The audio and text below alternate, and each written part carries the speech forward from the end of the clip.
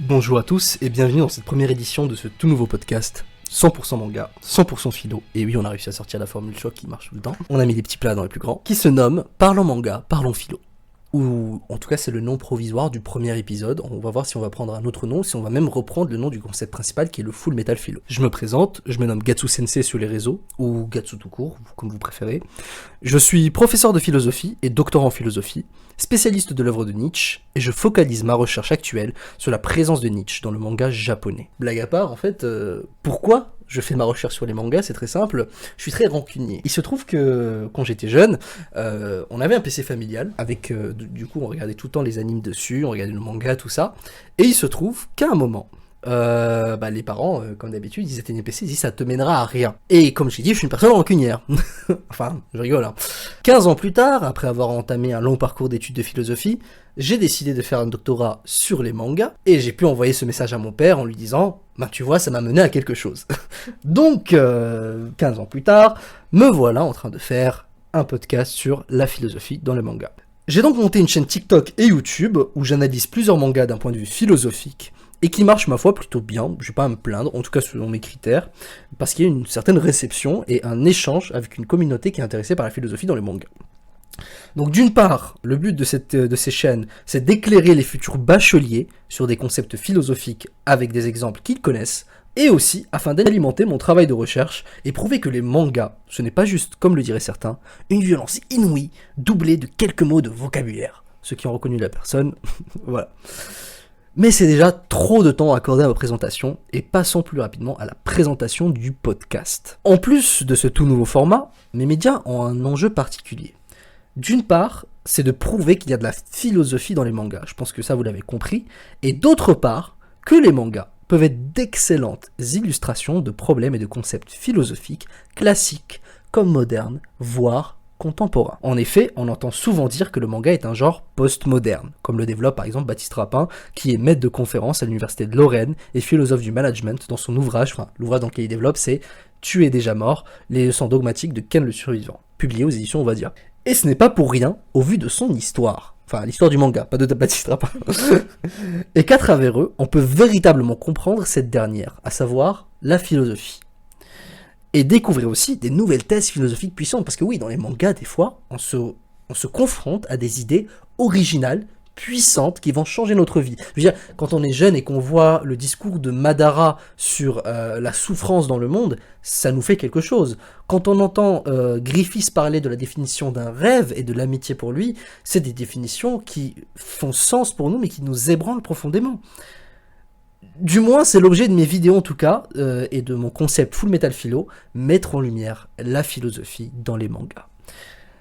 Et c'est aussi une référence au premier manga qui m'a introduit à la philosophie, à savoir Full Metal Alchemist. D'ailleurs, je rappelle que ce podcast aussi est dédoublé d'un live sur TikTok, et donc il y a des questions qui tombent de temps en temps, et là je n'ai pas pu m'empêcher d'en voir une, par exemple par rapport à Pain. Effectivement, le personnage de Pain dans Naruto, lui aussi, il nous aide à mieux comprendre le monde d'une certaine façon. Et Full Metal Alchemist, comme j'en parlais, ou Full Metal Alchemist pour les puristes, c'est un manga qui est vachement puissant d'un point de vue philosophique. Il y a une relecture de Kant qui est quand même magnifique dedans. Et aujourd'hui, on va donc inaugurer ce nouveau concept, ce podcast Full Metal Philo, ce podcast où l'on parle de manga et où on parle de philo.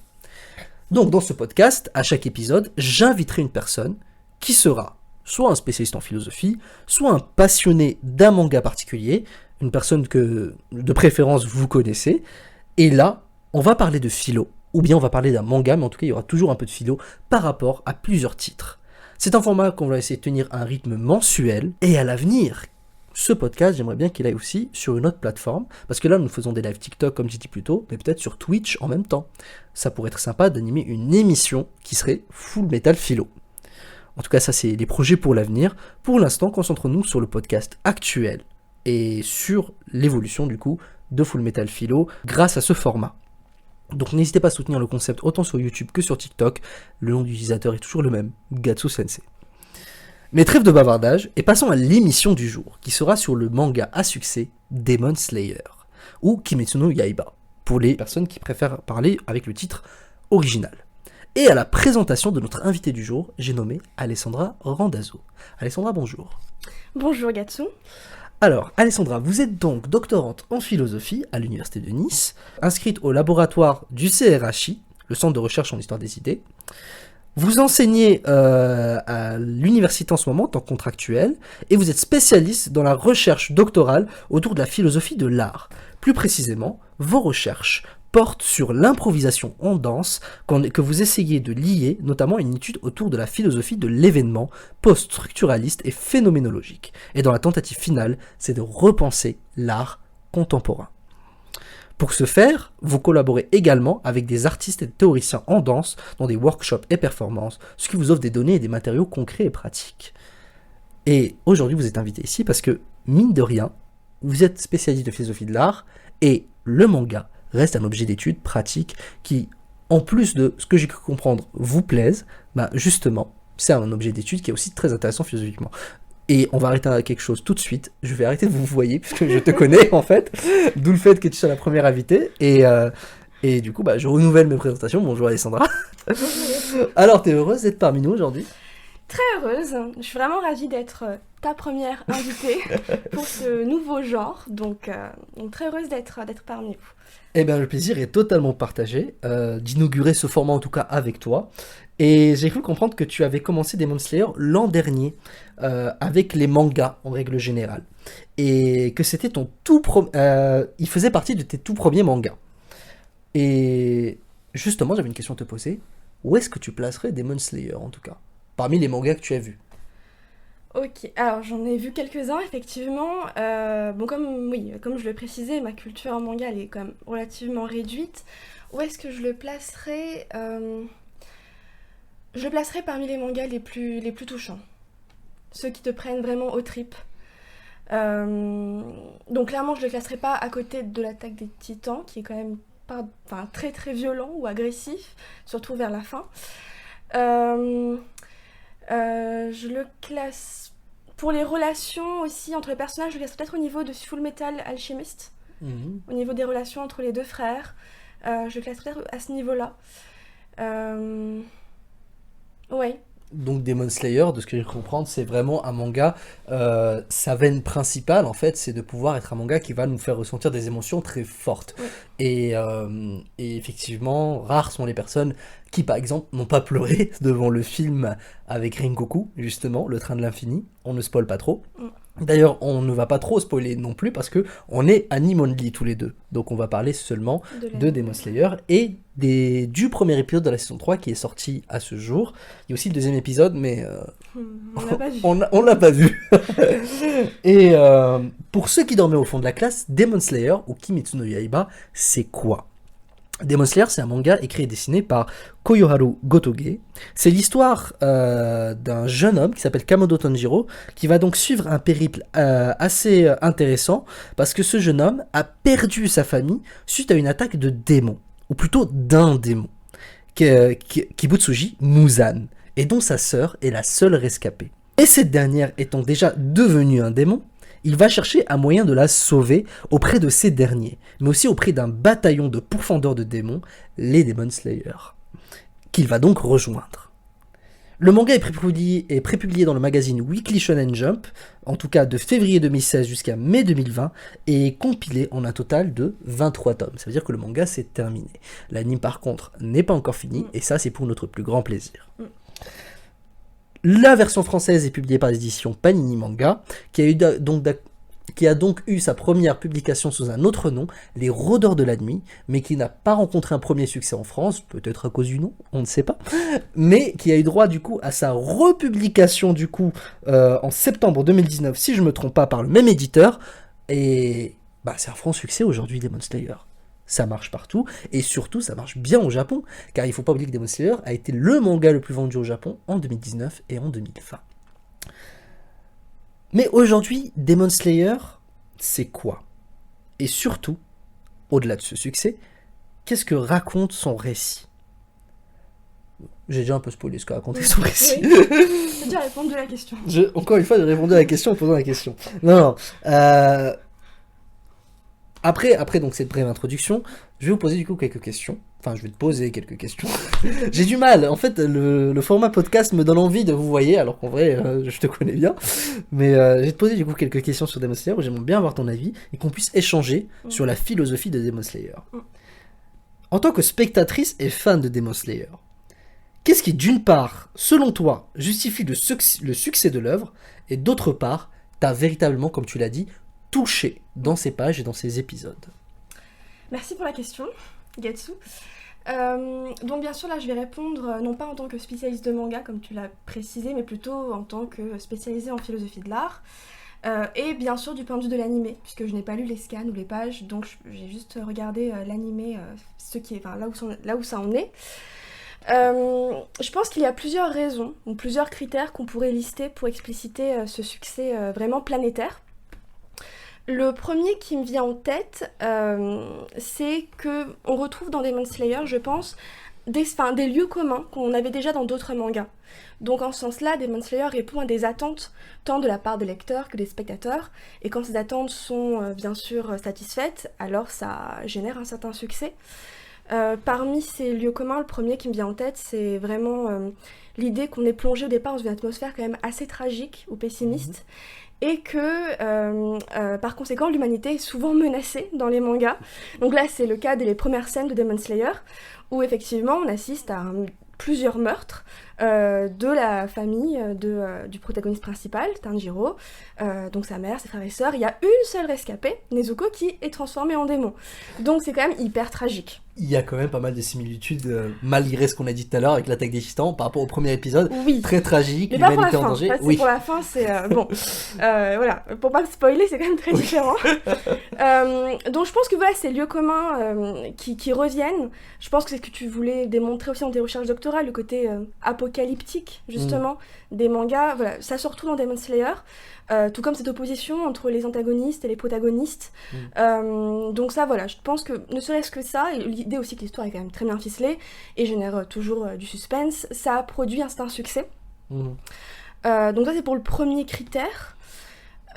Ensuite, le deuxième critère, donc là c'est un critère plus esthétique, je dirais, c'est lié à la qualité artistique de l'animé. J'ai parlé de l'animé parce qu'encore une fois, les dessins, les pages, je les ai pas vus, mais la qualité artistique de l'animé est juste oufissime, on peut le dire, voilà.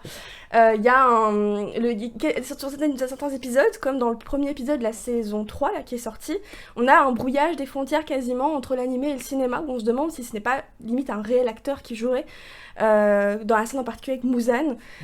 Donc voilà, c'est bluffant, donc ça explique aussi un certain succès planétaire à mon avis. Et donc là, le troisième critère que je voulais soulever, c'est en lien avec justement la deuxième partie de ta question, c'est que la réception esthétique en fait que ça produit sur le spectateur ou sur le lecteur, c'est quelque chose de très très émouvant, très voilà, c'est vraiment lié aux affects, ça nous prend vraiment aux tripes, ça nous affectionne particulièrement, et je pense que ce genre de manga plaît par conséquent du fait de l'affect que ça génère. En fait voilà, les sentiments humains sont tellement bien montrés, manifestés dans ce manga, que alors même qu'on a une humanité un peu en disparaître, ça me révèle l'apparaître de l'humanité de ce côté-là. La gentillesse de Kamado Tanjiro, elle nous touche tous.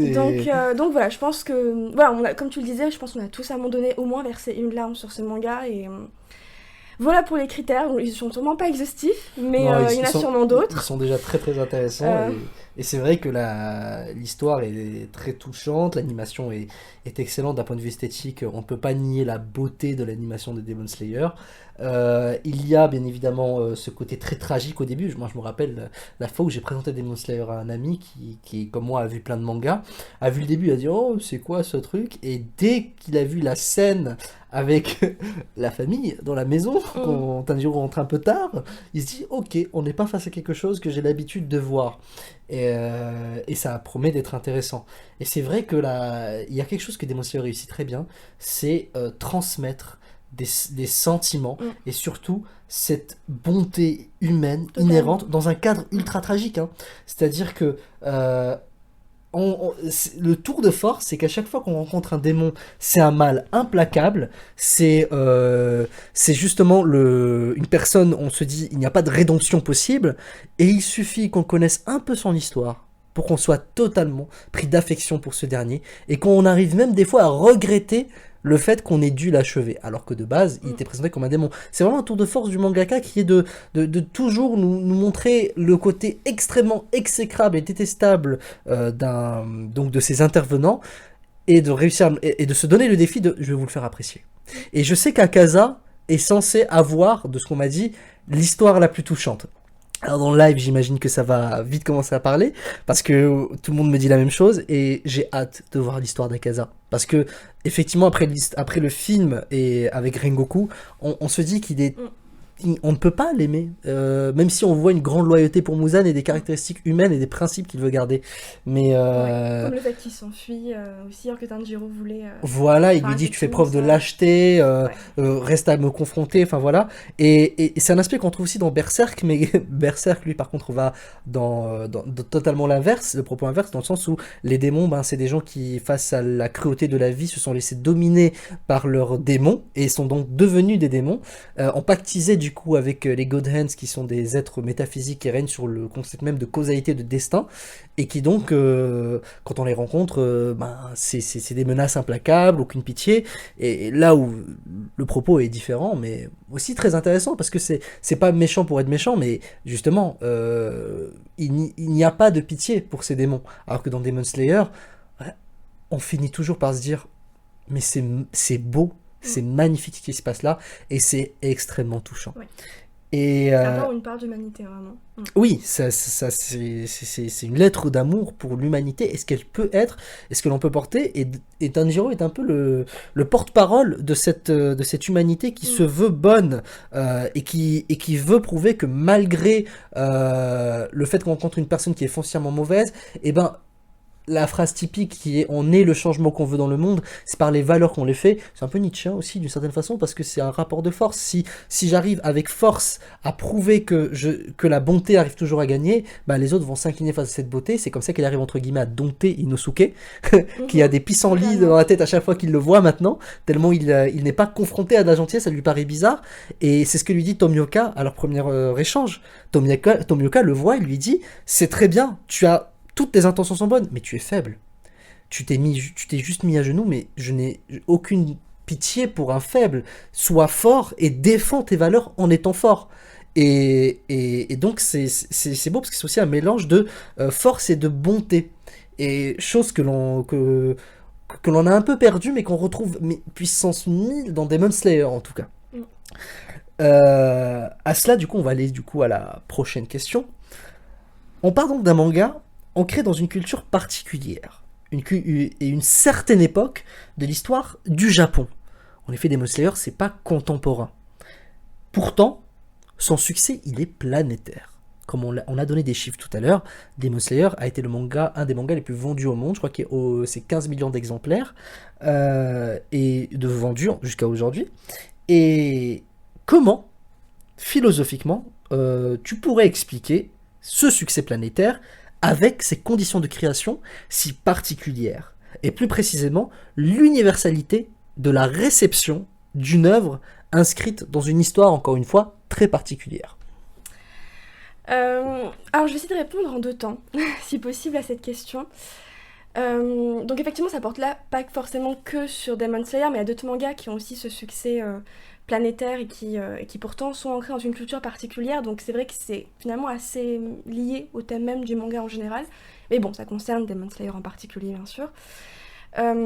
Donc, vu que je vais partir de mon domaine de spécialité toujours, la philosophie de l'art, si on considère Demon Slayer, ou le manga et l'anime en particulier dans notre cas, comme un objet d'art, ou comme une œuvre d'art, il y a un philosophe, pas des moindres, qui a répondu un petit peu à cette question, mais je le fais en 2 temps, qui est Emmanuel Kant. Donc, Emmanuel Kant, donc philosophe allemand du XVIIIe siècle. Dans son ouvrage, un de ses ouvrages principaux, La critique de la faculté de juger. Et en fait, ce que dit Emmanuel Kant, c'est qu'il examine dans cette œuvre en particulier, notamment donc, le jugement de goût, donc un jugement qu'on porte sur ce qui est beau, sur ce qu'on considère comme beau. Et il nous précise alors même que ce jugement de goût est particulier ou individualisé, donc c'est le jugement de goût d'un individu. En fait, il a une prétention, ou une visée, ou une exigence vers l'universel. Donc quand on dit c'est beau, contrairement à par exemple c'est agréable, quand on dit ça me plaît, on exige que tout le monde s'accorde dessus. Et cette prétention à l'universalité, il y a, c'est ce qu'il appelle l'universalité de type subjectif. Il y a vraiment cette idée, on part d'une subjectivité pour atteindre quelque chose d'universel. Donc si le manga c'est effectivement une œuvre d'art ou un objet d'art, on pourrait dire à la manière de Kant, eh bien ce jugement de goût qu'on a par rapport à la réception esthétique du manga est individuel, mais s'étend à l'universel, donc c'est pour ça qu'il y aurait un succès planétaire aujourd'hui. Mais dans ce que je trouve intéressant dans ta question, c'est que tu parlais de la culture aussi. Or, c'est ce dont ne parle pas Kant, et c'est d'ailleurs une des critiques qu'on a pu lui faire. On a pu lui dire, oui, Kant, il pense une culture très occidentale, ou occidentalisée, qui n'est pas une culture orientale, qui n'est par exemple pas la culture du Japon. Et donc, son universalité du jugement de goût, finalement, c'est quelque chose voilà, qui est occidental, qui n'est pas oriental, ou alors on a pu aussi lui faire comme critique, d'ailleurs, c'est la critique de Bourdieu à l'égard de Kant, c'est qu'il parle finalement d'une classe sociale particulière, la bourgeoisie, sans prendre en compte l'assentiment que pourrait avoir une autre classe sociale, comme le prolétariat, face à une œuvre d'art. Mais donc, si on reprend donc notre présupposé initial que peut-être le manga c'est aussi une œuvre d'art, pas simplement un produit commercial, en fait il pourrait permettre à Kant de répondre à ces critiques qui lui ont été faites a posteriori, et donc auxquelles bien sûr il n'a pas pu répondre. Comme quoi, non oui, finalement, peut-être que, bien que ce soit ancré dans une culture particulière, il y aurait la possibilité d'une universalité d'un jugement ou de quelque chose qui nous plaît. Et donc finalement, oui, si on reprenait la réponse aussi kantienne, c'est l'idée que tous les êtres humains ont les mêmes facultés. Donc lui, il parle en particulier de l'entendement et de l'imagination dans le cas de l'art. Et ils ont le même fonctionnement, ces facultés, ce qui suppose une nature humaine. A priori, on aurait tous une nature humaine communément partagée. Et donc, c'est ce qui pourrait peut-être expliquer le succès planétaire des mangas, si on reprenait cette explication kantienne. Alors après, je pense, il me semble que c'était une vidéo que tu avais partagée sur Facebook, il me semble que ce succès n'a pas les mêmes raisons partout, parce que le manga n'est pas considéré par la même valeur, on n'a pas la même perception du manga dans tous les pays. Mais donc, voilà, je ne pense pas pouvoir répondre à cette question, parce que tu es beaucoup plus spécialisé que moi en manga. Mais voilà, pour la question, ma réponse à peu près par rapport à cette question, ce paradoxe, en fait. J'ai beau être, entre guillemets, plus spécialisé, c'est quand même une réponse de spécialiste que tu m'as donnée, et on peut pas le nier qu'elle est quand même... Ouais, et on peut pas nier que c'est quelque chose de très...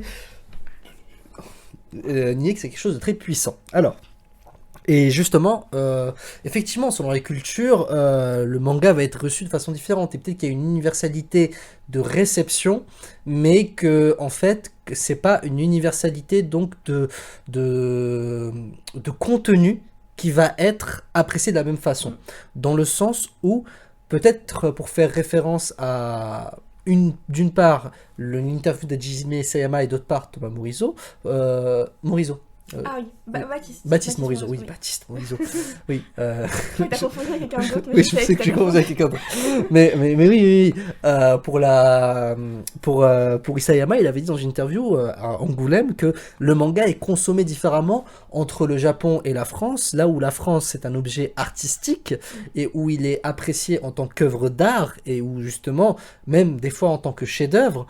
Au Japon, c'est un produit issu d'une grande industrie, c'est le cas, c'est un produit issu d'une industrie, mais qui est vraiment consommé tel un produit industriel basique. C'est-à-dire que il y a même des amis à moi qui m'ont dit que les mangas, il y a ceux qui ne les collectionnent pas au Japon, enfin, et qui les jettent carrément une fois que la lecture a été faite, parce que ça coûte vraiment pas cher.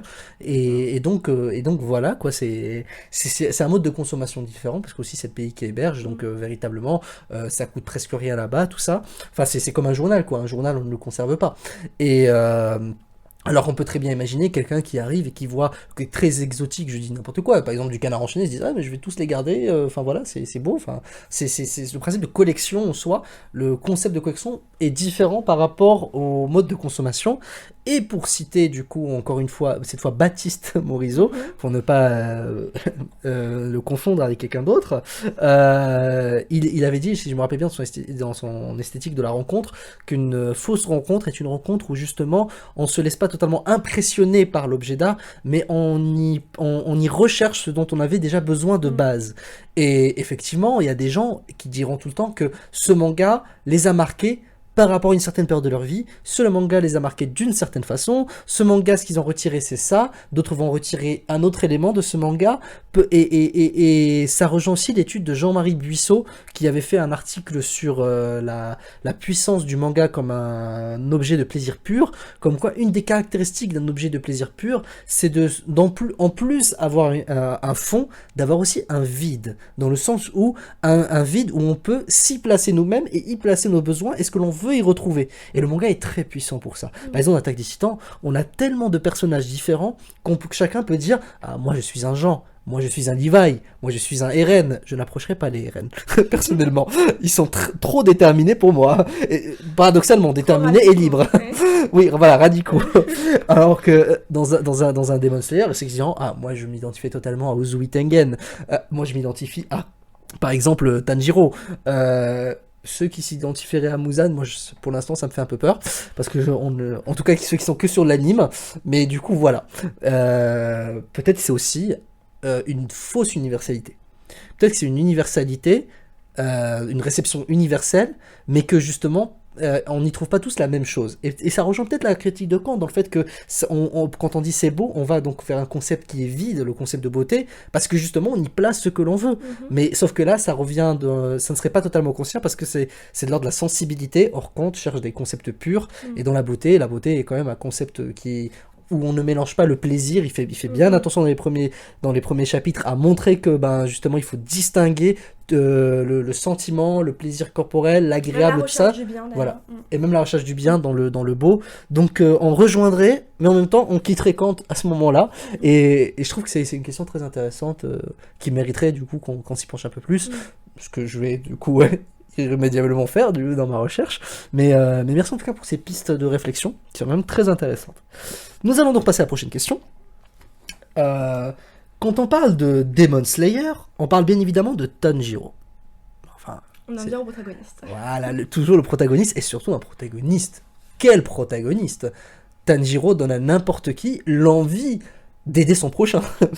Mais justement, en parlant d'envie d'aider son prochain et de ce vide dont on vient parler, toi, qu'est-ce qui t'inspire ce personnage? Et surtout, à quel courant philosophique tu relis Tanjiro, quand tu vois Tanjiro? Alors, je sais pas si je vais le relier à un courant, mais du moins à une notion philosophique, c'est sûr. Quand je le vois, voilà, ce qui me frappe, donc c'est... finalement, c'est un petit peu donc le bon, le vrai ami qu'on aimerait tous avoir. C'est aussi le fils, par ailleurs, qu'on aimerait tous avoir, je pense. Ça, c'est vrai. Parfait, le fils parfait. Et c'est aussi le frère qu'on aimerait tous avoir. Oh, oui. Bon, je vais pas jusqu'à dire non plus le mari qu'on aimerait tous avoir, mais on pourrait pousser finalement... Bon, il est parfait, il paraît parfait, finalement, un petit peu sur tous les côtés. Et cet aspect, finalement, un peu polysémique, oui, il y en a qui ont des posters aussi de Tanjiro et Nezuko, tellement leur relation, elle est touchante. Mais donc du coup cet aspect un peu polysémique du personnage qui est à la fois un frère, à la fois un ami qui a été, bon, un fils, effectivement ça n'a pas pu malheureusement durer pendant très longtemps, mais cet aspect polysémique en fait on le retrouve dans le mot grec de philia. C'est-à-dire le mot grec de philia qu'on traduit en français par amitié a en fait en grec, dans la Grèce antique, vraiment un côté polysémique où ça renferme à la fois les relations amicales, bien sûr, mais aussi les relations, les liens familiaux entre parents et enfants, entre frères et sœurs, etc. Et donc pour ce premier aspect, donc déjà je trouve qu'il y a un lien avec la philia grecque, mais surtout parce qu'il incarne vraiment l'idéal de la philia grecque. C'est-à-dire que Tanjiro, c'est quelqu'un de particulièrement bon, de particulièrement vertueux. Or, qu'est-ce que nous dit Aristote dans Éthique et Nicomaque? C'est qu'un vrai ami, ou un bon ami, donc au sens de philia, le sens vraiment général, c'est quelqu'un qui n'est pas ami avec toi seulement pour l'agréable, pour passer du bon temps. C'est quelqu'un qui n'est pas seulement non plus ami avec toi par intérêt, parce que vous partagez un but commun, mais c'est celui qui vraiment est ami avec toi, qui va te rendre meilleur. Or je trouve, et je pense qu'on en parlait à un moment donné, c'est aussi cette relation qu'il a avec Inosuke et Zenitsu, il arrive à les rendre meilleurs en fait. Les premiers moments où il les rencontre, ils sont pris un peu d'un ravissement, tant par son comportement que par ce qu'il dit. Ils sont fascinés. Et donc on a l'impression qu'il arrive à tirer le meilleur de ses amis. Tout comme il arrive aussi à tirer le meilleur de Nezuko, par ailleurs, puisqu'il parvient à faire d'elle, donc bien sûr c'est un démon, mais qui ne va pas blesser un être humain ou tuer quelqu'un. Donc il arrive aussi à tirer le meilleur de sa sœur. Et donc finalement, voilà, il arrive à s'entourer de personnes et à les rendre meilleures que ce qu'elles pourraient être ou qu'est-ce qu'elles sont. Donc je trouve qu'encore une fois, voilà, tant pour ce caractère assez polysémique du personnage que pour la finalité qui finalement est l'exigence de vertu, je trouve qu'il est assez lié à cette notion de philia grecque. Donc je le mettrais dans un courant philosophique plutôt lié à l'Antiquité, mais voilà, c'est plutôt aristotélicien pour le coup. Voilà, pour répondre à la question, je sais pas si tu as d'autres positions sur Tanjiro. Réponse très satisfaisante, réponse très belle, réponse très inspirante aussi, parce qu'on a envie de retourner à cette conception de la philia chez Aristote, et aussi réponse que j'avais aussi un peu écrite de mon côté, parce que on ne peut pas ne pas penser voilà, quand on pense à Tanjiro. Mais j'avais aussi 2 autres auteurs qui me sont venus en tête, notamment Kant, dans le respect de la vie humaine et dans sa pratique morale. Même si Tanjiro est guidé souvent par sa gentillesse et les sentiments que ça lui apporte, il est toujours en larmes quand il aide, il a un sens du devoir extrêmement grand. Et on reviendra à un autre personnage qui a ce sentiment de devoir encore plus. C'est vrai qu'il a pu s'inspirer à partir de là aussi. C'est ça. Et il a donc ce sentiment du devoir, mais il a aussi ce sentiment depuis le début, en fait. C'est la vie humaine ne doit jamais être instrumentalisée pour atteindre une fin. Et c'est quelque chose qu'il se donne enfin, dans le récit, il fait en sorte de toujours respecter la vie humaine, un peu comme les frères Elric dont on parlait dans Full Metal Philo, où justement, il est hors de question, si pour arriver à un but, on doit passer par un sacrifice d'autrui, voilà, c'est pas possible. Et Tanjiro, lui, est plus dans le sacrifice de soi plutôt que le sacrifice d'autrui. Mais encore une fois, Kant un peu, mais pas totalement, parce que selon moi, l'auteur qui ressemble plus à Tanjiro après Aristote, c'est Rousseau. Parce que Rousseau a quand même dit une phrase dans son discours sur l'origine et le fondement des inégalités entre les hommes, c'est que l'homme est naturellement bon. Et Tanjiro, et je pense que c'est ce que tu as dit aussi, c'est il voit toujours le meilleur dans les autres, il ressort toujours le meilleur, il voit toujours la bonté. Parce qu'il est persuadé que tout le monde est bon, et que c'est juste la vie, et les aléas et les contraintes de la vie qui les ont rendus méchants, mauvais, démoniaque pour certains, mais l'homme est naturellement bon, il veut le croire, il veut le prouver, et il veut le démontrer avec chacun de ses... Inosuke, la patience qu'il a avec lui, parce qu'il sait qu'il est gentil, Inosuke, alors qu'Inosuke c'est de l'égoïsme par exemple. Inosuke il vient, il lui mange son plat, il fait « c'est que tu avais déjà très faim », tout ça. Inosuke ne peut pas s'empêcher en voyant la gentillesse de Tanjiro, reconnaître la sienne. Tanjiro fait prouver à Inosuke qu'il est capable de gentillesse parce qu'il lui montre qu'un humain est capable d'une telle gentillesse. Enfin, c'est incroyablement fort. Et je pense que Tanjiro, il a un côté rousseauiste. Oui, aussi pour ce lien avec la pitié qu'on trouve notamment chez Rousseau, où c'est l'homme naturel, donc l'une des 2 facultés naturelles de l'homme, c'est la pitié, en plus de l'amour de soi, avant que ça devienne un amour propre dans la société. Et effectivement, Tanjiro n'a pas vraiment cet amour propre, il est plutôt vraiment tourné vers la pitié, donc c'est quelqu'un de très très empathique, donc à l'égard des souffrances humaines, à l'égard de tout ce qui est vulnérable autour de lui, donc il va aussi chercher à protéger par conséquent. Donc je suis d'accord avec cette vision. Et pitié aussi, pour moi, une scène qui représente très bien cette pitié, c'est face à la famille de démons qui sont araignées, la femme qui est sur le rocher, et à un moment, il change de mouvement pour lui accorder une mort douce, parce qu'elle n'a pas voulu lui donner une mort violente. Il lui dit pourquoi. En fait, il est tout le temps plein de pitié, et son regard, à chaque fois qu'un démon meurt devant ses yeux, est empli de pitié. Je ne sais plus c'est quel démon qui détestait ce regard-là au moment de sa mort, mais c'est un regard où il a pitié parce qu'il reconnaît l'humanité en eux, il se reconnaît, et une des caractéristiques de la pitié, c'est de l'empathie, c'est le pouvoir, et il est plein d'empathie, justement, Tanjiro. Mais après avoir parlé de Tanjiro, on peut parler du coup de la relation entre Tanjiro et sa sœur, qui est quand même le nerf principal de l'œuvre, la puissance des liens. Et c'est pas pour rien aussi que les liens du sang, Nezuko a un pouvoir sanguin, la métaphore des fils et des liens revient souvent, avec l'attaque avec un fil, justement, tout cela. la relation fraternelle entre les Kamado est clairement l'aspect le plus touchant de l'œuvre. Je veux dire, quand on voit Tanjiro serrer sa sœur dans ses mains alors qu'elle est un démon, quand on le voit en train de lui chanter une berceuse, le fait qu'il la porte tout le temps sur son dos, c'est ce qui nous touche le plus. Et c'est avec ce grand lien que l'on reconnaît donc cet aspect qu'est la filiation chez Aristote. Et justement, est-ce que... tu as déjà un peu répondu à cette question au niveau de la filiation d'Aristote. Mais voir aussi peut-être d'un autre aspect voilà. Est-ce que dans son ouvrage La Poétique, où il parle justement d'un récit qui marche vraiment bien, où il dit qu'il faut qu'il y ait une reconnaissance dans un très bon récit d'une filia pour bien le conclure, mais là du coup c'est pour bien l'entamer, est-ce que tu penses que Aristote sera un bon lecteur de Demon Slayer?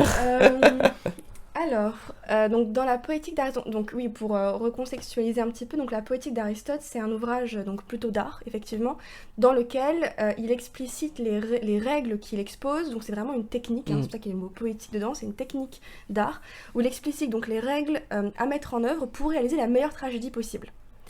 Et la meilleure tragédie possible, pour Aristote, c'est de susciter principalement la crainte et la pitié chez le spectateur.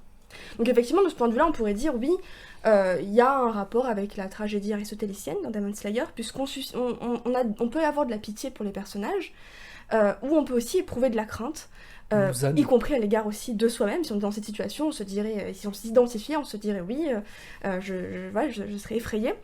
Donc de ce point de vue-là, oui, il y a vraiment un rapport avec... la tragédie aristotélicienne, et d'ailleurs ça revient à ce qu'on disait au début, il y a un côté très tragique dans Demon Slayer, dès les premières scènes. Pour ce qui est, alors je crois que tu as mentionné la reconnaissance. Alors effectivement, tu as raison, dans la poésie d'Aristote, la reconnaissance elle vient plutôt à la fin. Et c'est d'autant plus tragique ou pathétique parce qu'effectivement, souvent, donc en prenant par exemple une tragédie très connue, Oedipe Roi, ce qui se passe, c'est que souvent les personnages principaux commettent une erreur en fait de jugement, on appelle ça amartia en grec, donc ils commettent une erreur de jugement parce qu'il, Oedipe Roi ne savait pas qu'il allait tuer son père ou ne savait pas qu'il allait aller au lit avec sa mère. Et donc, c'est après coup que la reconnaissance advient. Alors c'est vrai qu'on n'a pas cette reconnaissance-là finale dans Demon Slayer, on l'a plutôt effectivement au début, il y a une reconnaissance immédiate, il sait que c'est sa sœur, il va la protéger, etc. Donc de ce point de vue-là, bon, ce n'est pas une tragédie dans les règles de l'art, mais pour Aristote... Peut-être avec les démons. Mais avec les démons... Reconnaissance de leur humanité à leur mort. Au début, quand ils apparaissent... Alors oui, oui, c'est vrai. Mais alors peut-être, parce que quand ils reconnaissent ça, en général, du coup, les protagonistes se disent qu'ils ont commis vraiment une erreur. Oui. Alors est-ce que Tanjiro viendrait à dire « j'ai commis une erreur de tuer le démon » ou les pourfendants démons, est-ce qu'ils en viendraient à dire qu'ils ont commis une erreur de tuer le démon? Il a un regard quand même empli de regret à chaque fois qu'il assène le coup fatal. Oui, mais c'est réellement propre à Tanjiro, alors, je pense. Ouais, mais oui. Mais en tout cas, tu veux qu'on avance sur la relation ou tu voulais... Oui, non, on avance sur la relation des deux. Sur la question que je t'avais posée, du coup, sur la filia, du coup, d'Aristote. Ok, parce que ça, en fait, à la filia d'Aristote, j'ai dit, du coup, ce que j'avais à dire, voilà. Pense, mais je pense qu'on peut analyser vraiment aussi d'un autre rapport, le lien Nezuko-Tanjiro. Oui, voilà. La relation Nezuko-Tanjiro, c'est ça. On y va? Oui, tout donc en fait, oui, je trouvais que c'était vraiment une relation très... je veux pas m'empêcher de regarder ce post-là. Très, très touchante pour, en fait, ce que j'aimerais appeler une forme de double déconditionnement. D'un côté, il y a un déconditionnement social, parce qu'effectivement, Tanjiro et Nezuko, donc un profondeur de démon et un démon, sont alliés, ce qui va à l'encontre des normes sociales en général, du monde dans Demon Slayer. Et donc c'est pour cette raison qu'ils sont convoqués chez le grand maître et que ça fait grand bruit et qu'au départ on veut mettre à mort Nezuko, non, si je me souviens. Oui, totalement, c'est un démon, le code des Demon Slayer. Les piliers ne sont pas convaincus. Donc il y a vraiment une idée d'aller contre la norme sociale. Et surtout, ce que je trouve donc vraiment encore plus intéressant, c'est une sorte de déconditionnement biologique ou héréditaire. Parce qu'effectivement, ce qui se passe avec... donc normalement, quand il y a une transformation de démon, c'est ce qu'on apprend avec Demon Slayer, c'est que le sang de Muzan doit se retrouver dans chaque démon. Et ce sang permet ensuite l'obéissance absolue ou la soumission totale du démon au maître Muzan. Or, ce qui se passe avec Nezuko, mais aussi avec d'autres personnages un peu rares comme la médecin. Oui, la démon médecin qui... Tamayo, non? Oui, je crois. Oui, c'est ça, c'est exactement ça. Donc, ils sont très rares. Et ce qui se passe avec Nezuko, c'est que justement, elle arrive à se déconditionner en quelque sorte biologiquement de cette présence du sang de Muzan en elle, puisqu'elle ne répond pas à Muzan, et qu'elle elle ne devient pas un démon à part entière, mais elle protège son frère, donc elle a vraiment une caractéristique très humaine pour le coup, à part sa métamorphose physique. Ça c'est particulier, surtout dans la deuxième saison. Mais voilà. Et donc, vous voyez, il y a vraiment un double déconditionnement, je trouve, social et biologique, qui rend les choses touchantes. Et alors, ce déconditionnement biologique, on pourrait peut-être faire un lien, mais ce serait un peu tiré par les cheveux, on pourrait peut-être faire un lien avec la logique un peu de l'écart qu'on trouve dans la philosophie de Bergson, donc, dans son ouvrage Évolution créatrice, quand il parle de l'évolution de la vie. Il nous dit, voilà, chaque être vivant n'est pas seulement conditionné par les gènes qu'il reçoit de ses géniteurs ou de ses parents, mais a toujours une possibilité d'être à l'écart par rapport à cette hérédité. Et donc, c'est ce qui fait que l'être vivant va se créer, justement, va s'auto-créer, ne pas seulement être un produit de quelque chose qui existait de manière antérieure à lui. Et donc je trouve que c'est un petit peu ce qu'on retrouve avec Nezuko. Elle arrive à être dans cette logique de l'écart et donc pas dans une logique du même où au contraire c'est l'identique qui se répète, c'est-à-dire les démons ils ont toujours après le même comportement, ils sont toujours soumis à Muzan, etc. Et en fait pour ces deux aspects-là je trouve que c'est vraiment extrêmement touchant, ils sont profondément libres en fait, et parce qu'ils sont profondément libres ça rend les choses encore plus touchantes. Oui, totalement. Leur relation. Ah, ils sont libérés d'une force, oui, je suis totalement d'accord. Je reprends le fait qu'une question, enfin une remarque qui a été dite dans le chat qui est quand même assez intéressante, parce que les gens réagissent un peu aussi dans le chat par rapport à ce qu'on dit, et il y a quelqu'un qui a dit que dans la tragédie d'Aristote, la mise en scène se focalise sur des nobles, et Tanjiro n'en est pas un. Et ça poserait problème du coup pour Aristote par rapport à Demon Slayer, le fait qu'il n'est pas. Alors oui, il est noble dans ses valeurs, mais effectivement il est né d'une famille qui travaille le charbon, il est fils d'une famille qui travaille le charbon. C'est assez intéressant d'avoir pris cet aspect-là parce que Tanjiro a toutes les raisons du monde aussi de devenir un démon parce que sa vie est très dure, faut pas le cacher. Il travaille le charbon dans une montagne qui est enneigée au début, avec une famille nombreuse et seulement une mère. Beaucoup de bouches à nourrir, et pourtant il garde le sourire, et pourtant il aide autrui, et pourtant, je pense qu'on a compris que Tanjiro était un personnage qui était extrêmement, encore une fois, touchant. Mais il y en a eu un autre, qui a réussi, en l'espace de 2 heures, à tirer les larmes à tout le monde dans les salles de cinéma.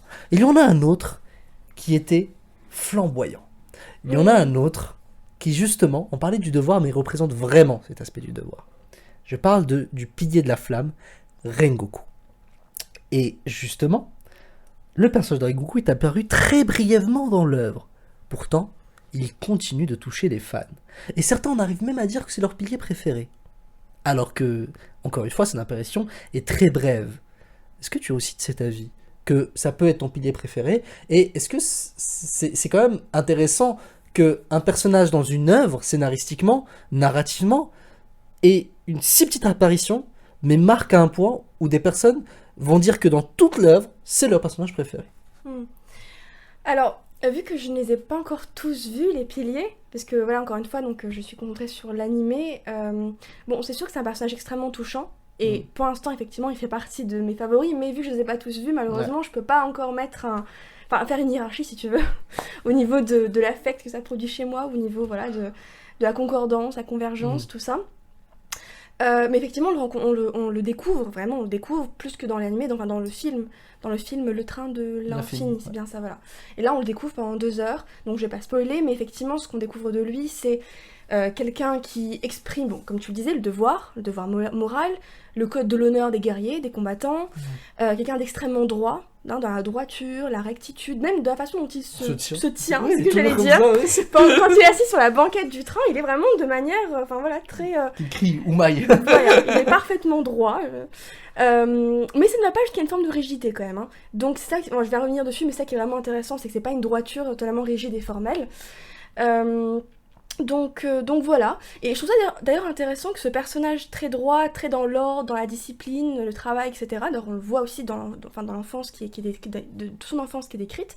Je trouve ça intéressant que ce soit le pilier de la flamme, du feu. Parce que le feu, normalement c'est la destruction, c'est le désordre, le chaos, ce genre de choses.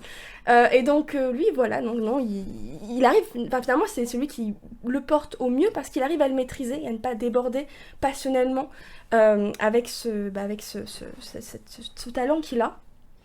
Donc en ce sens-là, et aussi pour donc je crois que c'est un précepte que lui a donné aussi sa mère quand il était enfant, de mettre sa force au service des faibles. Donc c'est le code, finalement, le code moral, le code d'honneur qu'il se tient.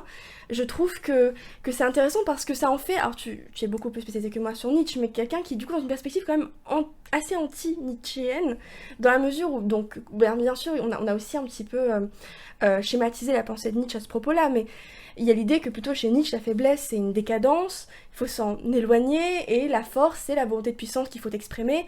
Et donc le fort, plutôt que de vivre dans le ressentiment en étant asservi par les lois faites par les faibles, devrait plutôt s'exprimer. Et donc plutôt, voilà, chez Rengoku, c'est plutôt l'idée que le fort doit se mettre au service du faible pour le protéger. Et donc pour ne pas accroître le déséquilibre, mais plutôt rétablir l'équilibre qui a été séparé un petit peu naturellement entre les forts et les faibles. Donc pour ça, je trouve qu'il est dans une perspective assez anti-Nietzscheenne. Tu me diras ce que t'en penses. Et sinon, un dernier aspect que je voulais mentionner par rapport à Rengoku, c'est comme je le disais, c'est une droiture spéciale. C'est-à-dire que c'est pas une droiture trop rigide, mais souvent il fait référence au cœur, lui aussi. Quand il meurt, c'est sa phrase. Voilà, quand il enflammait son âme, ou son cœur, enflammait son... Set your heart ablaze, donc enflamme ton cœur. Enflamme ton cœur, ok. Donc effectivement, il y a cet adage un petit peu, hein, qui est le sien. Et il y a aussi à la fin, quand il donne le message à Tanjiro d'aller voir son frère et son père pour lui dire voilà, il est décédé, il veut dire à son frère de suivre la voie de son cœur et pas seulement de devenir pied de la flamme parce que on attend de lui que ce soit ce qu'il devienne. Et donc c'est quand même une droiture liée à des sentiments. Donc je trouve que c'est peut-être ce qui le rend aussi d'autant plus attachant. Si c'était quelqu'un de trop droit, ça aurait été... C'est ça qui est génial, et pour moi c'est une critique qu'on peut élaborer face à Kant, c'est que son devoir moral, il n'est pas alimenté par l'affect, et quand même l'affect est un puissant leitmotiv. Rengoku, en fait, il n'agit pas, c'est bien parce que c'est en soi bien, mais parce que son cœur lui dit que c'est bon, et voilà. Et en fait, oui, c'est le pilier de la flamme, c'est donc un pilier de la passion, et il adore les plaisirs de la vie, ne serait-ce qu'avec la façon dont il mange son plat. C'est aussi très Bushido. Le Bushido est un code moral japonais qui dit prépare-toi, il côtoie la mort en permanence, c'est-à-dire que je peux mourir à n'importe quel moment, donc je dois profiter de l'instant, de ce repas comme si c'était mon dernier en permanence. Donc ça se voit un peu.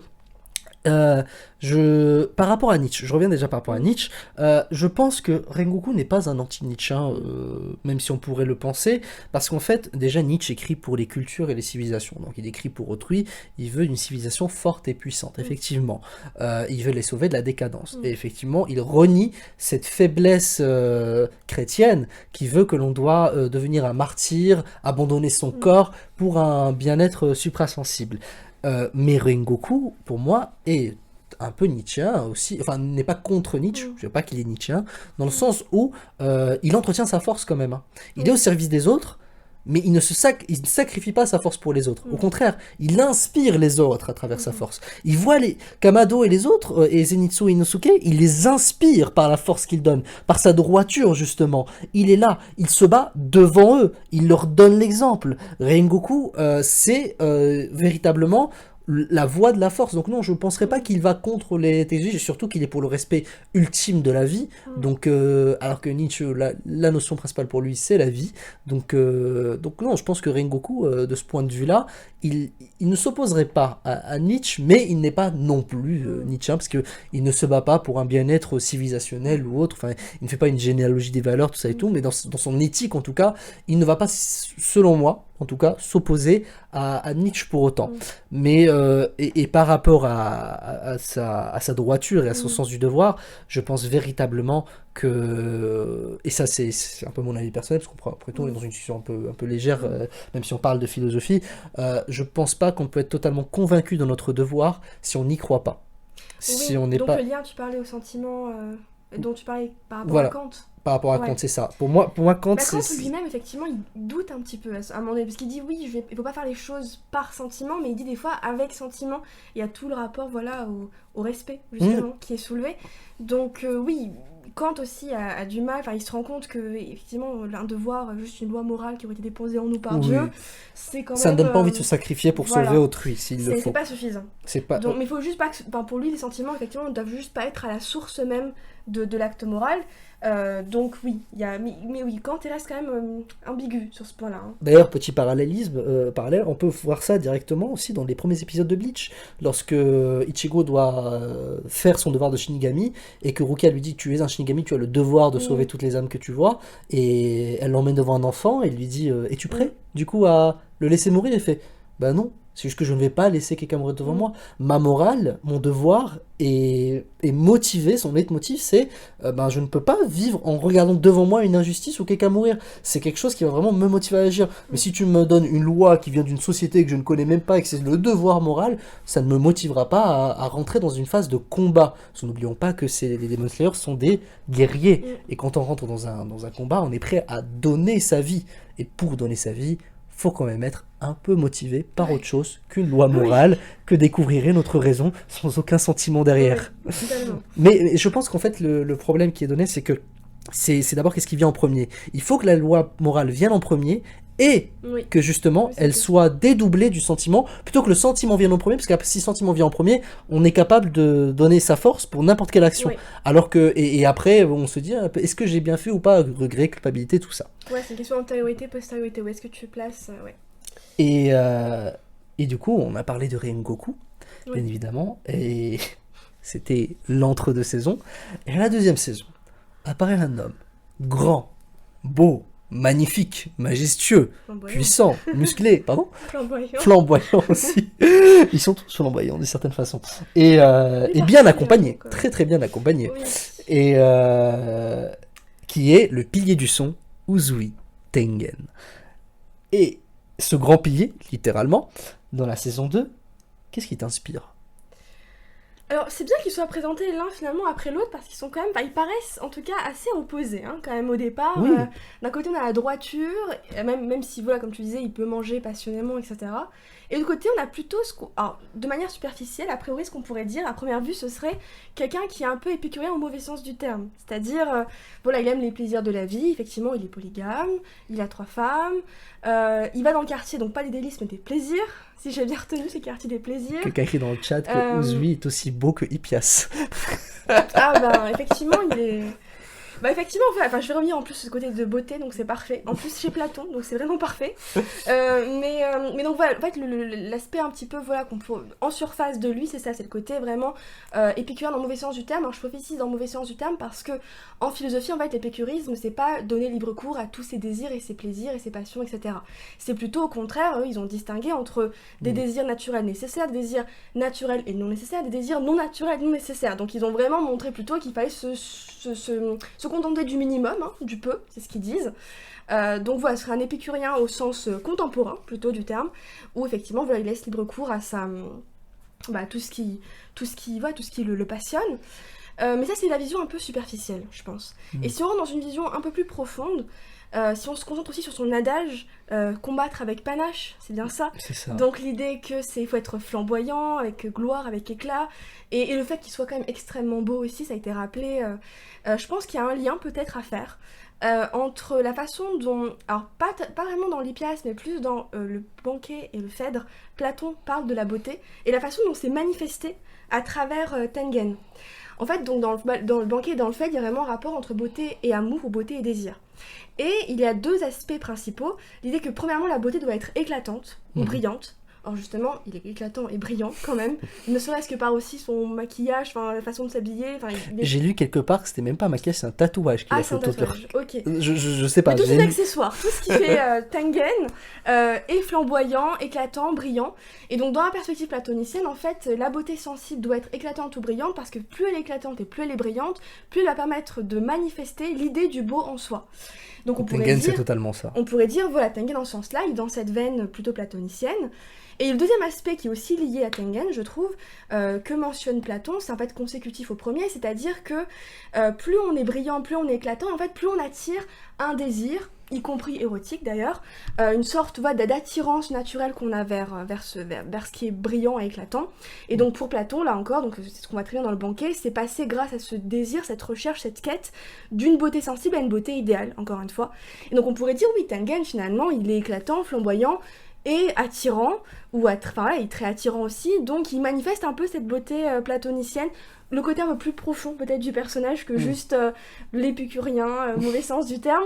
Donc oui, ça paraît paradoxal de les mettre l'un après l'autre vraiment dans les saisons, mais voilà ce qu'on pourrait dire, je pense. Enfin, il y aura peut-être encore d'autres choses à dire, mais c'est la façon dont je le vois en premier, en tout cas. C'est la première, c'est une très bonne impression sur Tengen, si c'est une première impression, parce que on a vu beaucoup plus, il y a eu tout un débat sur le fait que c'est la virilité par excellence, et pourtant il est maquillé, il a du vernis, ça et tout, mais non, c'est juste que en fait, il a compris que c'est sa conception de la beauté, et surtout ça coupe totalement avec son passé de shinobi, de ninja, sachant que ninja, c'est un mercenaire caché qui commet donc des meurtres au service donc du shogun ou bien de quelqu'un, et de ce fait, contrairement à Rengoku qui lui est le pilier de la flamme dans une famille noble que tout le monde connaît, lui est l'un des, je crois, des 10 enfants d'un père qui justement est shinobi et donc ne vivait pas pour les feux de projecteurs et donc a fait un rejet de son ancienne vie totale, dans le sens où il est devenu le flamboyant, et il se bat avec panache, il a 3 femmes, et même si ça c'est une règle de sa famille, de choisir 3 épouses, mais bizarrement ça rentre bien dans le personnage, et effectivement, en parlant de Uzui et de Rengoku, on peut faire un parallèle entre les deux. Uzui ne cache pas, pendant son combat en tout cas, son admiration pour Rengoku, notamment au niveau du sens du devoir de Rengoku.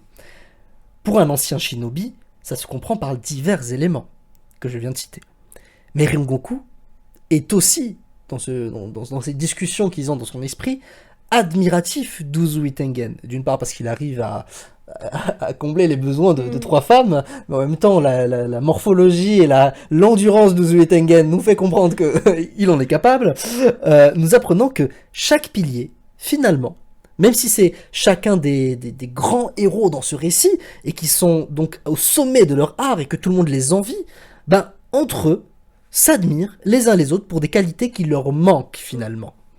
Qu'est-ce que cela nous apprend sur les hommes dans ce récit, avec un grand H, sur l'homme dans Demon Slayer? Ouais, l'homme en tant que concept. Oui, en tant que concept, oui. Ouais. Oui, effectivement, je trouve ce parallèle, donc non seulement le fait qu'ils sont un peu successifs dans l'animé, dans leur apparition, mais aussi donc le fait qu'ils s'admirent mutuellement, je trouve que c'est paradoxal, et du coup ça suscite le questionnement, l'interrogation, puisque voilà, et comme on l'a dit, l'un c'est la droiture, l'autre il est plutôt flamboyant, alors ce que je dirais, c'est que, et je pense quelque chose que tu avais mentionné dans une vidéo que tu as sortie il y a pas longtemps sur Muzan justement. C'est bien, on fait des promotions pour voilà, vidéo, je suis content. C'est l'idée que ils sont hyper parfaits, mais à leur manière. Et je trouvais ça beau, cette formule. Perfection à sa manière. C'est l'idée qu'en fait, et c'est révélateur aussi de l'homme en tant qu'homme, donc de l'homme avec un grand H, que la perfection humaine, c'est une perfection finie. C'est pas une perfection infinie en quelque sorte, ou divine. C'est une perfection qui a des limites. Donc ils sont en fait parfaits dans leur domaine, donc le domaine du son, le domaine de la flamme, dans leur technique de combat, dans leur tactique. Mais forcément, il leur manque toujours quelque chose. Il y a une part d'incomplet, une part d'inachevé, parce que l'homme est nécessairement imparfait. Et donc je trouve que ça rend vraiment compte cet aspect-là, voilà, qu'ils ne recherchent pas une perfection divine ou à s'élever au-dessus de l'homme en tant qu'homme, mais au contraire, ils reconnaissent leur manque, leur incomplétude, parce que ce ne sont que des hommes, finalement. Et donc voilà, donc, ça rejoint aussi un petit peu, je crois, quelque chose que tu avais désigné dans cette vidéo, où tu parlais de deux différentes façons de se dépasser ou de transcendance, où justement, ici, tu as une transcendance où tu te dépasses, c'est-à-dire tu vas repousser tes limites, mais tout en restant dans les limites de l'homme, parce que tu sais que tu reconnais que tu es un homme. Et l'idée que plutôt, effectivement, ce qu'on trouve avec les démons, et notamment Muzan, c'est plutôt l'inverse. C'est dès qu'on veut atteindre une perfection divine. On voit très bien, donc on va avoir, je pense, après l'occasion de reparler de Muzan, et donc sa figure, ce qui nous inspire, etc. Mais effectivement, ce qu'on trouve chez lui, c'est plutôt l'idée qu'il faut atteindre une perfection divine, éternelle, immuable, sans corruption, sans devenir, avec la pure conservation de ce qu'on est, etc. Donc comme si on avait atteint l'absolu, finalement, le divin, avec un grand D. Alors que voilà, alors que voilà, par opposition, avec les piliers ou avec les hommes qui sont dépeints dans Demon Slayer, c'est plutôt l'idée qu'on reconnaît nos faiblesses, on va travailler dessus, mais il y aura toujours une part qu'on ne pourra pas, on ne pourra pas dépasser une certaine part de faiblesse finalement, parce que c'est l'homme en tant qu'homme. Et autre chose, oui, que je voulais souligner par rapport à ça, c'est intéressant le rapport entre les piliers que tu mentionnais, par opposition, donc en antagonisme au rapport entre les lunes, qu'on a vu dans le premier épisode de la saison 3, où au contraire, elles sont très très envieuses, l'une avec l'autre, c'est pas vraiment de l'admiration, c'est même elles sont envieuses à se combattre, hein, littéralement, parce que je pense, ouais, elles ont cette idée de être la première partout, et pas simplement la première dans un domaine qui est le nôtre. Et donc voilà, je trouve ça intéressant, cette double transcendance où on veut vraiment dépasser la condition d'homme, ou transcendance où on veut dépasser ses limites, mais quand même en restant dans la limite de l'humanité. Et donc d'un côté une perfection infinie ou divine, perfection humaine ou finie de l'autre. Et donc du coup le rapport que ça instaure, un rapport d'admiration, de fascination, ou au contraire un rapport d'envie, de jalousie, où tu veux détruire l'autre, dans le cas des lunes en particulier. Oui, c'est extrêmement intéressant, effectivement, cet aspect de perfection dans l'imperfection, perfection dans sa finitude. Et je rajouterais même que l'organisation pilier est très intéressante comparée à l'organisation donc des lunes, parce que les lunes sont hiérarchisées alors que les piliers non. Ils forment un bloc unique qui s'oppose à Muzan, c'est-à-dire qu'il y a la multiplicité contre l'unique Muzan, sachant, et on apprend encore plus que les démons, les lunes, leur rôle est de trouver un objet plutôt que, et aussi d'accessoirement tuer des piliers, mais donc quand ils peuvent, ils le font, sachant que les piliers, ça n'arrête pas de changer, alors que les 6 lunes, normalement, n'ont pas changé pendant un siècle, et justement, c'est ça qui est intéressant, c'est que le pouvoir de l'homme, finalement, c'est dans le collectif, parce qu'on ne sera jamais parfait, tout ça, et ça prend sens dans la culture japonaise, qui est une culture qui valorise le collectif avant l'individuel, et c'est peut-être pour ça que, moralement, dans les mangas, l'antagoniste est toujours est toujours transcendant, et alors que se transcende lui-même, alors qu'il y a une transcendance dans le collectif, dans les mangas. L'exemple qui me vient, c'est JoJo's Bizarre Adventure. On a Dio, tu l'as pas encore vu, mais on a Dio qui est l'antagoniste, qui est sur toutes les parties, et on a Jojo. Et tu me diras qui est Jojo. Je te répondrai qui sont les Jojo. Les Jojo, c'est une lignée, une famille qui va se battre contre Dio, mais ça va traverser les époques. Ça commence à l'époque victorienne en Angleterre, et la partie 6 s'est terminée là, et actuellement en Floride, 2011 je crois si je ne me trompe pas, avec chaque génération qui va se battre contre Dio, qui est un être transcendant, unique, et comme pour Demon Slayer, on a Muzan et on a les différentes générations de piliers, et la phrase quand même que dit le chef, qui dit c'est cette génération-là qui pourra peut-être battre Muzan, elle est très révélatrice, parce qu'elle nous explique donc que la puissance de l'homme, c'est pas seulement dans sa vie actuelle, mais c'est dans l'héritage qu'il transmet, dans le principe de génération, dans le principe donc de transmettre une volonté. La transmission de volonté, c'est extrêmement puissant dans une culture, mais aussi d'un point de vue épistémique, de la connaissance, tout ça, c'est la richesse de l'homme. Autant d'un point de vue donc social, à un instant T, le système des piliers, que d'un point de vue donc historique, le système des piliers à travers l'histoire qui combat Muzan avec chacun son côté unique. Et Tanjiro arrive dans une génération qui rapporte elle aussi quelque chose. C'est-à-dire que Tanjiro, quand il sera pilier, je pense que il ressemblera pas à un pilier forcément, il aura un peu des caractéristiques de chacun. C'est pour ça que chaque pilier se dit qu'il a sa volonté qui est dans Tanjiro, mais Tanjiro lui-même, je pense qu'il reconnaît que sans Inosuke Zenitsu et sans les piliers pour l'inspirer, il ne serait pas ce grand guerrier qu'il est en train de devenir. Ce qui nous amène donc, vu qu'on l'a cité, à parler donc de Muzan, parce que il faut bien y arriver à l'antagoniste. Un récit réussit justement son pari grâce aux antagonistes qu'il arrive à développer. Et face à un Muzan qui vise l'autosuffisance et l'idéalisation de son être, notre cher platonicien, pas très platonicien, sa permanence et son immortalité, nous avons donc des générations d'hommes différents, avec leurs faiblesses, mais aussi leurs forces, qui le combattent. Loin d'un relais scénaristique sur la puissance de cet antagoniste, qu'est-ce que ça nous apprend justement sur la puissance de l'homme, de sa relation au concept de devenir, c'est-à-dire le fait que dans le monde physique, tout est soumis au changement, chose que Muzan répugne plus que tout, et la multiplicité de ses caractéristiques changeant d'un individu à l'autre. Les caractéristiques de Tengen ne sont pas les mêmes que Rengoku, Kuinki ne sont pas les mêmes qu'Obanai, etc. Merci pour la question, très pointue mais très inspirante. Alors, donc, ce que je dirais effectivement, c'est que comme on l'a vu précédemment, pardon pour le micro, comme on l'a vu précédemment, il y a l'idée d'une impuissance qu'on transforme en puissance avec l'homme, puisque justement il est imparfait, mais il y a une forme de perfection qu'il recherche. Et donc tout ça, bien sûr, se passe dans le devenir. La première chose que je pense qui est liée à ça, bien sûr, c'est l'idée que l'homme va rechercher une perfection, qu'il y a une forme de perfectibilité derrière qui est permise. Perfectibilité qui d'ailleurs est un concept rousseauiste qu'on avait d'ailleurs mentionné tout à l'heure, Rousseau.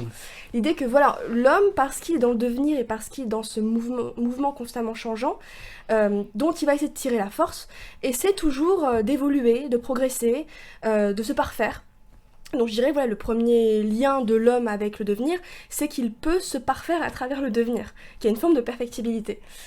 Le deuxième lien, je dirais, c'est que non seulement il a le pouvoir, donc l'homme, d'être dans ce devenir, mais aussi de créer son devenir, grâce à justement cette perfectibilité. C'est l'idée que, on trouve souvent en philosophie d'ailleurs, l'idée qu'on est auteur ou artiste de sa propre vie. On arrive à ou se créer soi-même. Alors on trouve chez Bergson, bien sûr, que j'ai cité tout à l'heure aussi, avec la logique de l'écart par exemple, on trouve chez Sartre, on est le projet de sa vie, on trouve aussi chez Deleuze, qui est aussi inspiré de Bergson, etc. Donc cette logique du devenir tente à une forme de liberté dans sa propre création, où justement, contrairement aux démons de Musain qui finalement ne s'auto-créent pas vraiment, ils sont créés, ils doivent être soumis à Musain, etc. Là, elle a plutôt une perspective de création dans le devenir, où on se crée soi-même. Et donc bien sûr, troisième conséquence, cette création de soi-même par soi-même conduit à une singularité. Bien sûr, comme tu le soulignes, la multiplicité changeante des caractéristiques qu'on ne trouve pas, donc un pilier ne ressemble pas à un autre, un pourfendeur de démons ne ressemble pas à un autre pourfendeur de démons. Et donc je trouve ça intéressant bien sûr de souligner, c'est que quand on se crée soi-même ou s'auto-crée, il y a l'idée d'une singularité, qu'on est unique vraiment, qu'on ne peut pas être remplacé par un autre, on a tous des caractéristiques qui vont différer des autres, et qu'on a parfaites aussi par la même occasion. Alors que, au contraire, la logique de Musain, c'est plutôt une logique de l'un, comme tu disais, une logique de l'unité. Pas vraiment de l'unicité dans le sens où on est unique, singulier, mais plutôt de l'unité. C'est l'un, la transcendance, parce que plus rien ne change en fait. Tout est ramené à un seul point, tout est convergé vers un seul point. Et donc ça favorise bien sûr beaucoup moins de liberté aussi, par la même occasion. J'ai pas grand chose à dire, c'est une réponse très complète, on pourrait même penser que c'est préparé. Non, je trouve ça très intéressant comme réponse, et effectivement, c'est un relais qu'on trouve dans plein de mangas. La logique de l'un, de Griffiths, se bat contre la logique de la nouvelle troupe du faucon de Guts. C'est aussi par exemple le cas dans Bleach, avec Yurabag dans la dernière saison contre le Gotei. Enfin bref, c'est toujours cette volonté de devenir un unique, univoque aussi. C'est une réflexion postmoderne très puissante qui fait écho à Deleuze, face du coup à la puissance de l'homme, qui va du coup réussir à transcender sa faiblesse dans le devenir. On a parlé de Muzan. Oui. Mais on peut aussi parler des lunes. Quelle est la lune que tu as le plus aimée? Alors, je le faisais comprendre, je crois, dans le live tout à l'heure. Alors, je crois que son nom c'est Rui, si j'ai bien. Parce que je me souvenais plus, j'ai cherché sur internet, donc c'est Rui. Voilà, Rui, donc la lune araignée, qu'on trouve dans la forêt dans la saison 1. C'est bien ça, saison 1? Oui, c'est dans la saison 1. C'est celui qui m'a le plus marqué. Et je crois que ça m'a le plus marqué au moment où justement il y avait ce combat final entre Rui, sa sœur, d'un côté. Ou plutôt Rui tout seul parce que sa sœur il a tellement martyrisé que bon, et Nezuko, Tanjiro de l'autre, et aussi la façon dont il meurt et ce qu'il reconnaît à la fin de au moment où il meurt, et ce dont on parlait aussi, le côté reconnaissance, etc. dans la tragédie. Il y a vraiment cette idée, qui m'a vraiment profondément touchée, c'est que Rui finalement toute sa vie il a essayé de fonder des liens familiaux, mais des liens artificiels et superficiels, puisque effectivement on ne peut pas être un bon frère comme Tanjiro si au contraire on martyrise sa sœur ou sa famille. Donc il a essayé, donc c'est ce qu'il recherche, c'est ce dont il avait besoin, c'est ce qui lui manque. Il se rend compte que ce n'est pas parfait, qu'il y a encore beaucoup de choses, puisqu'il dit à sa sœur, voilà, tu m'as trahi, tu respectes pas ces choses, etc. etc. Et en fait, il est face, au contraire, à un duo qui marche parfaitement, Nezuko, Tanjiro, et qui, eux, n'ont pas des liens superficiels et artificiels, mais naturels, vrais, profonds, de vrais liens tels qu'on aimerait tous les voir, je pense, chez un frère et une sœur. Et ce qui m'a profondément marqué, c'est qu'en fait, il reconnaît cette beauté du lien familial ou fraternel entre Tanjiro et Nezuko quand il meurt, justement. Il reconnaît ce que lui n'a pas. Sur une musique musique déchirante, bien sûr. Ouais. Et donc, je trouvais qu'il y avait là un lien que je peux faire avec un manga que j'ai vu, Les Homonculus. Oui. De Full Metal Alchemist, où effectivement, donc tu me disais à juste titre, les homonculus meurent de leur péché capital, mais surtout ils meurent aussi en reconnaissant, et c'est là qu'on se rend compte qu'ils sont en fait jaloux des hommes, et non pas qu'ils les critiquent ou qu'ils les considèrent plus bas que terre et qu'ils sont supérieurs à eux. En fait, on se rend compte qu'ils les jalousent et qu'il y a une part en eux qui leur manque et qui vient de l'homme. Et je pense que Rui, c'est pareil. Effectivement, quand il meurt, il se rend compte que cette part qu'il a tellement recherchée, des liens familiaux profonds, vrais, etc., il ne les a pas trouvés parmi les démons, malgré tous ses efforts. Et par contre, il l'a trouvé par celui qui le tue. Et c'est d'ailleurs à ce moment-là qu'ils se révèlent aussi, je crois, dans leur pouvoir sanguinaire, Tanjiro et Nezuko, donc ça a peut-être un sens aussi. Le pouvoir sanguinaire de Nezuko. Tanjiro révèle le souffle du soleil à ce moment-là. Voilà, c'est ça. Ils se révèlent dans leur pouvoir, donc c'est peut-être aussi un aspect scénaristique important à ce moment-là, que ce soit fait vraiment à ce moment précis, où il y a cette reconnaissance avec Rui. Enfin, de Rui. Et on verra du coup dans les prochains épisodes que signifie ce souffle du soleil, et surtout qui est ce personnage mystérieux que l'on voit dans un flashback avec le père de Tanjiro. 2 dernières questions avant de conclure ce podcast. Oui. Muzan est l'antagoniste principal de l'œuvre. Qu'est-ce qui t'inspire ? Et à quel courant philosophique t'as envie de le rapprocher ? Mais vraiment, qu'est-ce qui t'inspire, Muzan ? Alors d'abord, le mystère. Muzan, c'est le mystère. C'est-à-dire que déjà, on le voit quand même relativement peu. Il apparaît de manière très ponctuelle. Et donc, il faut réussir à tirer des bribes de ces petites apparitions. Et en faisant des liens, en les comprenant. Donc, c'est le mystère, totalement. Et je crois qu'en fait, ce mystère, ça a aussi un sens par rapport à ce qu'il pourrait inspirer philosophiquement. C'est-à-dire que Muzan, c'est l'origine. C'est l'origine des démons. C'est l'ancêtre, ou le maître aussi, par excellence, le maître des démons. Or, une origine, par définition, c'est quelque chose qui existe antérieurement, et vers laquelle on peut avoir un désir d'y retourner, puisque bien sûr, il y a un manque, donc on peut avoir un désir d'y retourner, mais qui est souvent jugé inaccessible. Et donc déjà, on voit ce côté inaccessible de Muzan, comme dans sa maison d'une autre dimension, qu'on voit apparaître donc, dans la saison 3 de l'anime qui vient de sortir. Et du coup, ce côté origine inaccessible renforce le côté mystérieux, je pense, du personnage. C'est en lien avec la figure qu'il incarne. Petite info, alors là c'est pas par rapport à tes travaux, c'est par rapport à une journée qu'on organise, d'ailleurs ce sera sur le désir des origines. Chacun fait sa journée, promo, journée des doctorants. Ce sera particulièrement sur ça, donc je pense qu'il y aurait d'ailleurs quelque chose à dire sur Muzan et le désir, enfin le lien avec Muzan et le désir des origines. Mais donc autre chose qu'on pourrait mentionner, en plus de l'origine, Muzan c'est aussi en fait la première cause finalement. Puisque c'est la cause, qu'on pourrait dire la première cause motrice qui va mettre en mouvement ou qui va créer les autres démons. Et en ce sens-là, donc, c'est non seulement une origine dans le sens où, philosophiquement, une origine, c'est toujours donc, ce qui jaillit, donc une source première, mais qui se retrouve aussi dans ce qui a été créé. Et effectivement, le sang de Muzan se perpétue à travers les démons qui ont été créés, mais c'est aussi, on pourrait dire, peut-être un fondement, puisque c'est aussi la première cause, et d'où, à partir duquel tout s'explique pour l'histoire des démons. Donc c'est une origine et un fondement, ce qui rend du coup son côté quand même assez mystérieux. Et donc c'est pour cette raison que oui, t'avais fait encore une fois, je reviens sur ta vidéo que t'as mise sur TikTok et YouTube, je crois, oui, et Instagram sûrement, non, oui c'est partout. Gatsu Sensei sur YouTube et TikTok, et gatsu.cos sur Instagram, parce que je fais aussi du cosplay. Voilà. Et donc du coup, tu disais, tu faisais vraiment un lien très bien, j'ai vraiment rien à dire dessus, entre la version Platon, entre Platon et Muzan. Effectivement, il y a toute une phrase, plusieurs phrases qu'il mentionne dans ce premier chapitre de la saison 3, où il est il paraît vraiment totalement platonicien, dans cette idée donc de immuabilité par opposition à la corruption du devenir.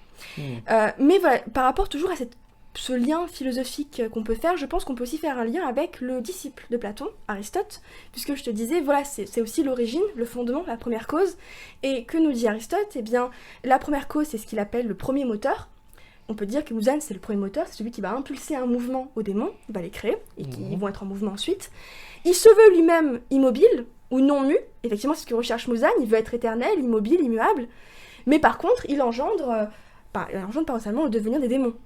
Donc peut-être que finalement, il y a peut-être une contradiction, si on prend cette version aristotélicienne, une contradiction dans le personnage même de Muzan, qui en fait a engendré les démons, donc une forme de devenir finalement, mais qui critique ce devenir dont il veut absolument se détacher. puisqu'effectivement, dans cette version très platonicienne, tu as raison, mais qu'on retrouve encore une fois chez Aristote, puisque pour Aristote, le mouvement doit tendre vers un repos, et le repos, c'est l'accomplissement en acte par opposition à la puissance, et l'accomplissement en acte, c'est quelque chose qui doit être lui aussi éternel. Il s'identifie à une forme d'idée de bien, hein, avec ces lunes. Oui. Elles tendent à avoir le plus de son sang, donc à avoir plus de Muzan en elle, tout ça. Et ça, c'est lié à Aristote, je trouve aussi. Parce qu'il y a l'idée qu'il y a une attraction de la première cause, du principe moteur, par rapport aux choses qui sont créées. Ces choses qui sont créées sont rattachées, sont attirées vers la première cause, pour justement tendre à cet éternel. Donc je trouve qu'il y a un lien aussi avec Aristote. Mais il y a un lien évident avec Platon. Oui, il y a un lien avec Aristote.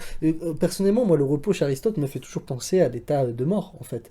Et Muzan, il a une peur totale de la mort. Enfin, je veux dire, il n'y a pas plus grande représentation de la peur de la mort que les démons qui sont du coup immortels, et leur peur de la mort aussi dans le fait de se prononcer le simple nom de Muzan. Enfin, on voit les démons, la démone là qui avait prononcé son nom par inadvertance, la peur qu'elle avait, elle allait connaître ce mouvement, enfin ce moment horrible et tragique. Mais voilà, ça c'était la partie sur Muzan. On arrive à l'ultime question. Merci en tout cas d'être resté jusque-là pour le podcast. 11 questions, frère. Hein 11 questions. Je les ai comptées. Oh là là, tu ne changeras donc jamais. Enfin, pour conclure, dans tous les mangas, on a cette figure du trio. Naruto, on a un trio. One Piece, on a plusieurs trios, le Monster Trio avec Zoro, Sanji, Luffy, tout ça.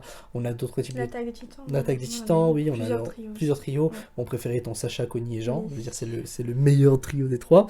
On a même le Big Three, qui est quand même les trois mangas qui ont le plus influencé dans les années 2000 le reste des mangas. Demon Slayer, il y a une grande part de Bleach dedans aussi. Bref, les trios sont assez iconiques. Et Demon Slayer a aussi son trio iconique, à savoir Kamado Tanjiro, Zenitsu et Inosuke. Et bien justement, très différent. Qu'est-ce que ce trio t'évoque et pourquoi est-ce qu'il est si attachant? Alors il est attachant, il me fait sourire et rire aussi, bien souvent. Tu t'énerves pas un peu avec Zenitsu qui n'arrête pas de... Ah oui, non mais c'est très très très très rigolo comme trio. Mais surtout je pense que c'est... En fait ils sont donc amis et je pense que c'est une relation stable et durable, alors même qu'ils se sont rencontrés par des circonstances. C'est-à-dire, les circonstances, ils sont affectés à des missions, ils sont pourfendeurs de démons, mais je pense que leur relation elle est faite, je pense, pour durer. Alors je connais pas encore la suite du manga, puisque je connais que l'animé, mais je pense que c'est fait pour durer, et pour donc la raison que je vais expliquer, qui est encore une raison philosophique, et encore liée, décidément il y a beaucoup d'antiquité grecque dans ce Demon Slayer. C'est l'idée que j'ai l'impression que Tanjiro représente un peu la juste mesure dans ce trio. C'est la médiété aristotélicienne. C'est-à-dire il est au milieu, c'est la juste mesure, et donc c'est ce qui fait qu'il va réussir à stabiliser un peu les intempérances d'un côté et de l'autre. Et on a d'un côté Zenitsu. Alors dans le combat, Zenitsu, c'est un personnage, là il y aurait vraiment beaucoup de choses à dire sur lui, mais à première vue il paraît quand même lâche au départ, il a pas envie d'y aller, il pleurniche, il rechigne, etc. Par contre quand il dort il est fabuleux au combat, ce qui est paradoxal. Mais donc, voilà, il a ce côté un peu lâche. On a tous envie de pouvoir faire une sieste et tous nos problèmes sont réglés quand on se réveille. C'est vraiment ça, et en plus il a la foudre lui, non, oui, c'est ça. Donc il se réveille pas par sa propre foudre, ce qui est paradoxal là aussi. Mais donc du coup, il y a ce Zenitsu qui est du côté un peu extrême, tiré vers le bas, un peu au niveau des combats à première vue. On a Tanjiro au milieu, la juste mesure, et on a Inosuke, c'est l'autre variante, c'est pas la lâcheté, c'est pas la tempérance, c'est l'imprudence. C'est la témérité poussée à l'imprudence. L'excès, c'est l'extrémité vers le haut. C'est l'excès, c'est-à-dire lui, il fonce tête baissée dans le combat, dans le danger, sans se demander peut-être, enfin voilà, c'est d'abord tête baissée. Et je pense que parce qu'ils arrivent à se compléter les uns les autres par cette figure-là un peu en triangle avec la médiété au milieu, etc. de Tanjiro, je pense que c'est une relation stable et pas simplement circonstancielle ou circonstanciée, parce que justement Tanjiro ne prendra jamais, je pense, un parti pour l'un ou pour l'autre. Il restera toujours à faire la liaison finalement entre les deux.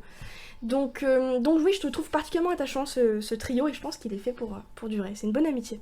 Ouais, on espère qu'il durera, en tout cas, nous qui ne sommes qu'Anime Only.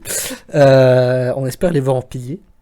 Enfin, Oui. après, si Muzan est défait, est-ce qu'il y a encore une raison pour qu'il existe encore des piliers? Je pense pas. Oui. D'ailleurs, Ouais. donc en ce moment où on enregistre ce podcast, la saison 3 est en cours de diffusion. On se fera un plaisir de regarder les prochains épisodes. En tout cas, merci beaucoup Alessandra Randazzo encore une Merci fois à toi, Gatsu Sensei. d'être venue à ce podcast, d'avoir participé pendant plus d'une heure. C'est quand même. Ça, j'ai pas vu passer le temps, donc c'est bien, c'est bon signe. C'est que le podcast est bien passé dans le Oui. sens où on était vraiment pas partis dans une discussion tranquille, tout ça. J'espère que toutes les personnes qui écouteront ces podcasts en prenant le bus pour aller au lycée ou je sais pas, ou en cuisinant ou autre, vont pouvoir passer un moment très agréable. Moi, c'est les conditions dans lesquelles j'écoute les podcasts, malheureusement. Peut-être que je ne respecte pas assez le podcast, mais dans sa réception, mais en tout cas dans sa création, j'ai envie de créer quelque chose qui vraiment peut plaire et aider. Et ben écoute, je pense que je n'ai jamais été bon pour les conclusions, donc je vais. Me la donne pas, s'il te plaît, parce que je sens pas être bonne non plus. Ah non, d'ailleurs pour la question sur le changement de genre de Muzan est très intéressante. C'est vrai qu'on n'est pas revenu dessus. Elle joue par rapport à sa suprématie, le fait qu'il veut devenir une idée, mais je pense qu'on le gardera pour un autre manga, parce que c'est quelque chose que l'on retrouve dans plein de mangas. Autant dans JoJo's, on a Dio qui est androgyne, Griffiths qui est androgyne, l'androgynie Oui, chez vrai. les antagonistes revient D'ailleurs, souvent. ma première remarque, quand je regardais les mangas, donc tout premier manga avec Gatsu, je disais, mais c'est bizarre, c'est un homme ou c'est une femme? À chaque fois, c'était ma question, c'est un homme ou c'est une femme? Et il me disait, non, non, ça c'est un homme. Et souvent, c'est des hommes d'ailleurs, et pas des femmes. Mais effectivement, il y a ce côté de l'androgyne très intéressant à analyser, je pense. Bah oui, alors encore une fois par rapport à l'ouvrage d'Baptiste Rapin, il a une analyse très intéressante comme quoi il surplombe les concepts métaphysiques et les catégories binaires, et donc il ne rentre pas dans une catégorie de genre, parce qu'il est lui-même sa propre catégorie, et il est univoque en ce sens-là, et de ce fait en tant que dans son projet d'idée, il ne veut pas se laisser catégoriser, il veut être que lui-même et rien d'autre. Et de ce fait, c'est un être qui ne se définit pas par une binarité ou une polarité, mais il se définit que par le fait que je suis Muzan, rien que Muzan, et tu ne pourras pas me dire que je suis un homme, une femme, un démon ou un être ou un dieu ou quoi que ce soit. Et ça joue sur le côté mystérieux, c'est assez intéressant. On a fini par répondre d'une certaine façon à la question. Oui, je pense. Mystère Muzan. Voilà. Bah, en tout cas, le prochain podcast après celui-là donc aura lieu un mois après, vu que c'est un format mensuel. Je vous remercie du coup de votre écoute. Nous continuons du coup le dispositif de live TikTok pour pouvoir un peu discuter avec les échanges, tout ça et tout. Et en vous souhaitant du coup une bonne journée ou une bonne soirée sur le moment où vous écoutez le podcast. C'était Gatsu Sensei. Et n'oubliez pas, vous avez 4 heures.